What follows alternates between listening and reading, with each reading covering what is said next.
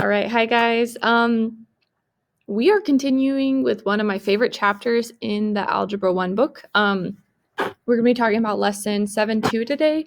So you're going to need your study guide and intervention worksheet, and you're also going to need your notebook. So please get those two things out before continuing. If you need to pause me, and then we'll jump in. So the first thing I want you to do is pull out your notebook, and I want you to write this down. The symbols and the words. They'll both be very, very important here. If you need to pause me and not listen to me talk while you copy down notes, that's totally fine. That's the beauty of distance learning is you can pause me, you can walk away, you can get water, take a breather in between this lesson. At any point, if it's too much, you can just take a break. Be kind to yourself there. Give yourself some grace, especially if you're confused. And if this is confusing at all, please reach out to me. I would love to help you out. So the whole idea of this lesson is this thing of the quotient of powers. Quotient is talking about division. So when you're dividing two powers with the same base, it says to subtract the exponents. So you're going to take the top one and you're going to subtract the bottom one. So for example, if you have c over 11 over c over 8, you just do 11 minus 8 and that'll give you your answer. The way this works is, I'm actually not going to write 11 C's. Let's look at the other one. The way this works is, so like for r over 5 and r to the power 5 over r to the power 2, that's like r times r times r times r times r. That's how exponents work. And that would be over r times r. Now, when you have something over itself, we can cancel it out. So we have 1, 2 matches, and then we're left with 1, 2, 3 r's left. R to the power 3, which is also the same thing here. So you can do 5 minus 2. You have 5 r's in the top, subtract 2, and you get r to the power 3. That's why that works. Pause me if you need to. I'm going to change slides. So when we are simplifying things, and it's going to get much more complicated as we go, but just kind of identify it down to the same variable and just focus in on those, because it's going to get real complicated and you have to be organized about it.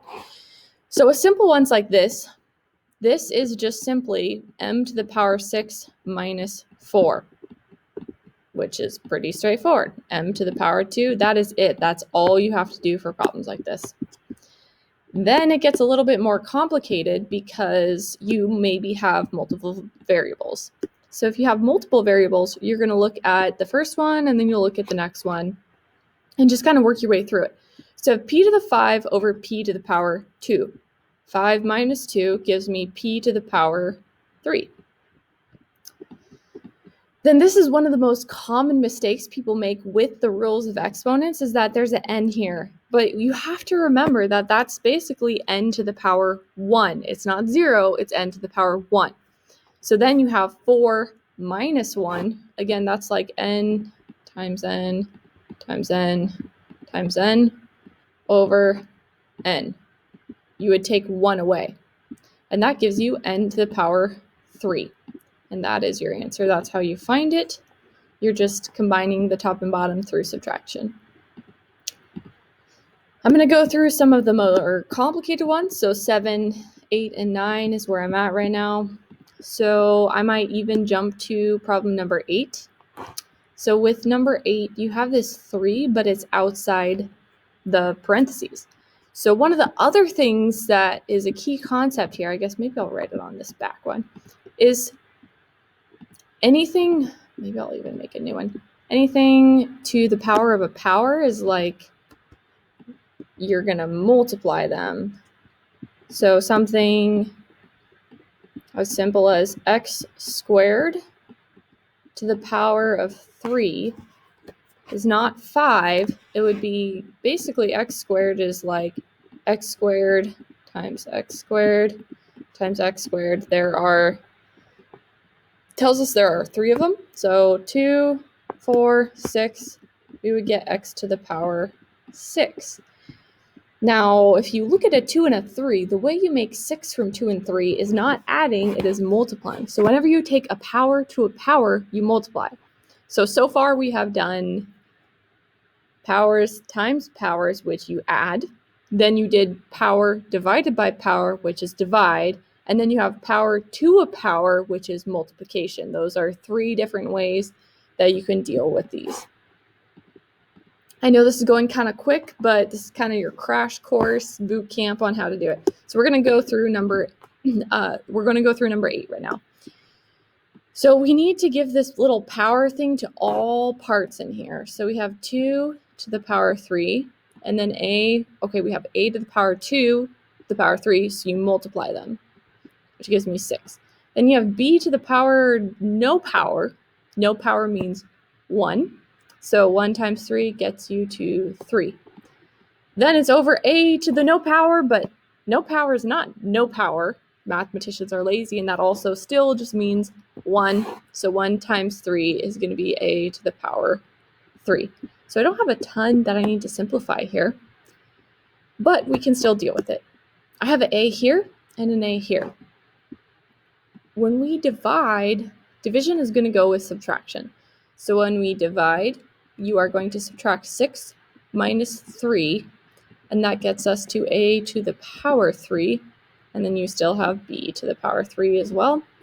And that is all you have to do. That is your answer there. So just make sure to distribute that exponent to all pieces.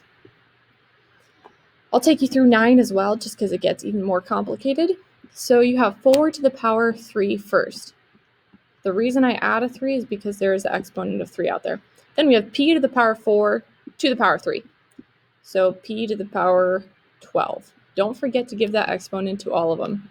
Then you have r to the power 4 to the power 3 now. So that's 12. Then we have to do the same exact thing in the denominator, in the bottom.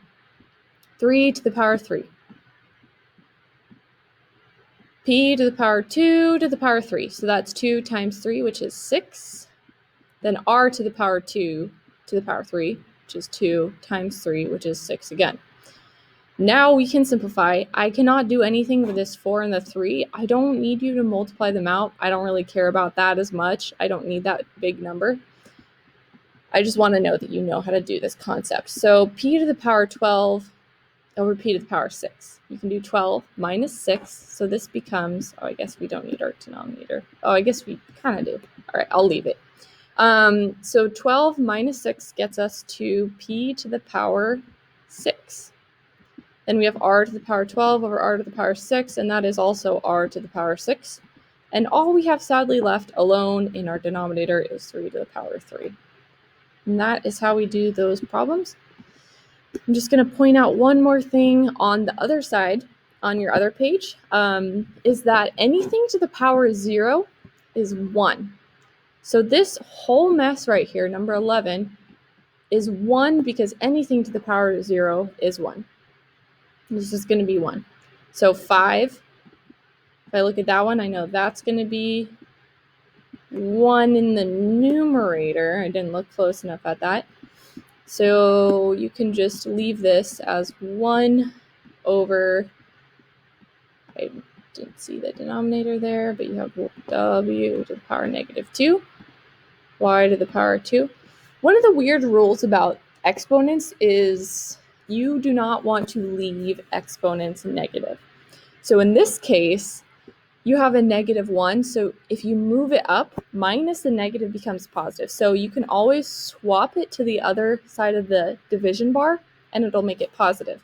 So our final answer for this one could be 1 w to the power 2 over 4 y to the power 2. I'm trying really hard to just cram it in there. And that would be your answer. So go ahead and work through these. I just want you to try these. They get pretty complicated and people can get kind of lost in the muddle, but I want you to at least attempt them. I will write you feedback. If you need any help, please email me, message me on Remind, let me know that you need help. Do not suffer in silence, and please try the problems at least, and we can go through them together if need be.